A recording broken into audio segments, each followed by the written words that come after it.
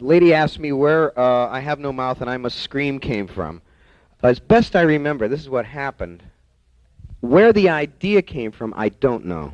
Have no idea, because that's one of those stories. See, very often I will start a story and have no idea what it's about, where it's going, who the people are in it, nothing. I'll just write down something a line that interests me, and keep going and let it develop. And eventually, the people in the story will take over and go the way they want to go. And and that's the best kind, because then I'm not bored by the time I get done. You see, because if you know where the story is going, what the hell? Why bother writing it? I already know how it's going to end. I'm like you. I want to be entertained, which is why a lot of my stories, you get to the ending and you say, "Wow, I never could have figured that at the beginning." Well, neither did I. But the reason why that story was written is kind of interesting, because it's again another revenge story. As you may have gathered, I am very big on revenge. I consider revenge an ennobling and enriching experience. Right. And those of you who sit there and say, no, that's not a good Christian attitude, you're right, it is not a good Christian attitude, but I'm a Jew, and I am thereby heir to 2,000 years retroactive persecution, and we know how to get even.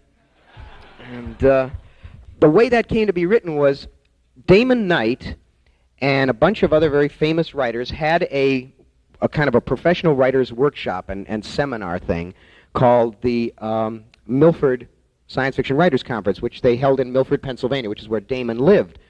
And when I first started writing, 1956, I'd sold maybe 3 or 4 stories, and I was not very, I was not very good, and I was certainly not known, but I was permitted to come because I was a professional, and they invited me, and it was one of those incredible heavyweight groups that was about 2 years before C.M. Kornbluth died, and he was there, and Theodore Sturgeon, and Judith Merrill, and James Blish, and Damon Knight, and Algis Budrys, and Alfred Bester, and just every goddamn buddy was. It was the creme de la creme of the science fiction writing field. And this is 1956, and they were all at the height of their powers, right? And here am I, Sidney the Pisher.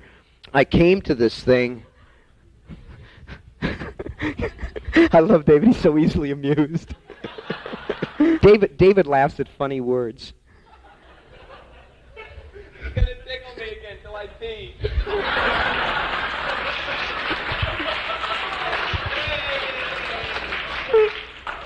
Rutabaga. See, rutabaga is funny. Rutabaga is funny. Oranges are not funny. You could say oranges all day, no one would laugh. But say cassava melon. Anyhow, and I put a story into, and the way this thing worked, this Milford Writers Conference worked, was that everybody submitted a story, and everybody read all the stories, and then you workshop them, and they're pretty ruthless and pretty brutal, and the object is to get the best kind of criticism from your peers, and that's fine. It works. It can be a very affecting and valuable experience, but either it was my manner, either I was an arrogant turd, or something, whatever it was. They really went after me and were uncommonly brutal, mean, bad, and they tore the hell out of this one story I put in, just ripped it to shreds and just reduced me to nothing. Just a pile of shit on the floor. And I like writing. I really do. I enjoy it. And I take my typewriter everywhere I go. I got it upstairs here, and I work, and I write on airplanes, and I wrote my first novel in basic training in the Army. When everybody else would come in from the field and be completely cacked out at night, and have to get up at 4 in the morning, I would take a board and lay it across my lap and sit in the toilet, with a typewriter on it and write. And I just like writing. It's a pleasurable act for me. And I had brought my typewriter along, and they thought that was an act of incredible and insufferable effrontery. That, who is this punk who's going to bring a typewriter here? See, they were professionals, so they didn't have to. And they thought that I was trying to get above my station or something. And so they were very offended by me bringing the typewriter, and I would be sitting there writing. And they really broke my spine. And the second day, I guess it was the second day, maybe it was the third day, I came downstairs in the evening. I'd had as much as I could take, because they were really rotten to me.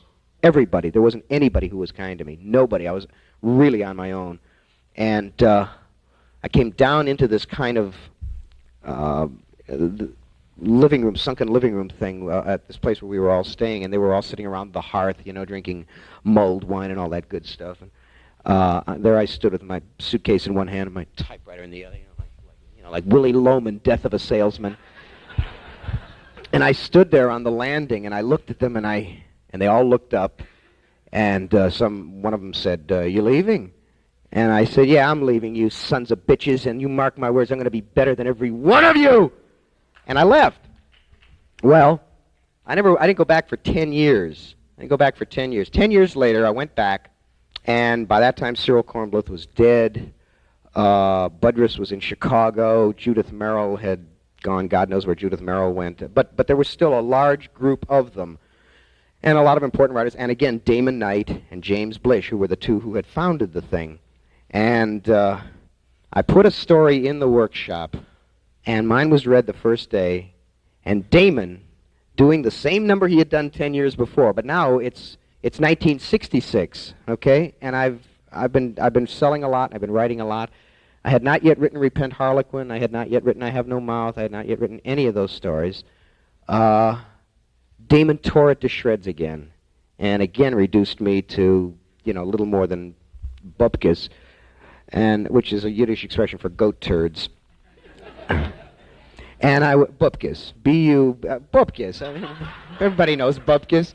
Anyhow, I was staying at a place called the Tom Quick Inn, which is this old and stately hotel. And I had this strange little room up under the eaves. It was the cheapest room in a hotel. And I went back after this session where they had wiped me out. And in anger and just in fury, again, this incredible fury, I sat down and wrote in about 6 hours straight, Repent Harlequin, Said the Tick-Tock Man. Just in a white burst of energy. Took it in the next day and submitted it to the workshop, all right? And everybody read it, and everybody loved it except Damon. Damon thought it was terrible. Fred Pohl appeared on the weekend, bought it. It was published. It won the Hugo. Right? Then the SFWA had just started that year, 1965, and Damon is the one who started the SFWA and the Nebula Awards, and it copped the Nebula as the best short story of the year. Damon is tearing his hair out, and I came back the next year, see, and I sat down in my room at the Tom Quick Inn, and I sat down and wrote I Have No Mouth and I Must Scream, and submitted that, and everybody loved it, and Damon hated it, and it won the Hugo that year, see?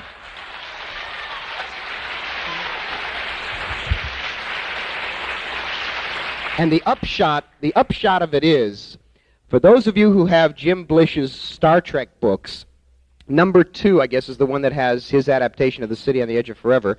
If you look at the dedication of the book, it says, "For Harlan, who was right all the time."